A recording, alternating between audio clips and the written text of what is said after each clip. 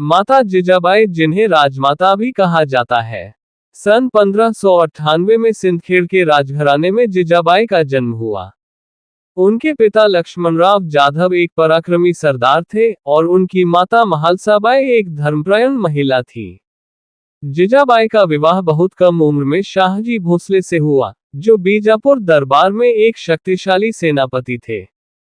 शादी के बाद जिजाबाई ने देखा कि भारत में मुगलों और दक्षिण के सुल्तानों का अत्याचार बढ़ रहा था। हिंदू राजाओं को पराजित कर उनकी भूमि हथियाई जा रही थी। उन्होंने अपने पति शाहजी से भी स्वराज की बात की, लेकिन परिस्थितियों के कारण शाहजी पूरी तरह इस विचार के पक्ष में नहीं आ सके। शाहजी की राजनीतिक स्थिति के कारण जिजाबाई को पुणे भेज दिया गया। पुणे उस समय उजड़ा हुआ क्षेत्र था, लेकिन जिजाबाई ने हार नहीं मानी।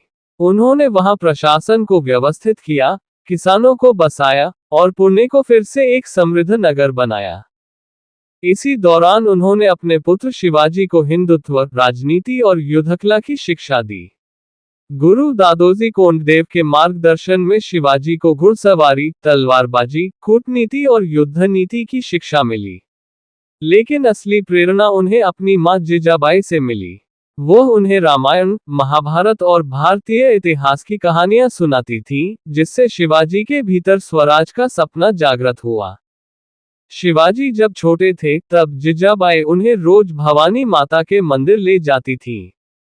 वहां वह कहती, बेटा, इस धरती को अन्याय और अत्याचार से मुक्त करना है। इसे स्वराज बनाना है। उनकी इन बातों ने शिवाजी को एक सच्चा योद्धा और स्वराज्य का संस्थापक बना दिया।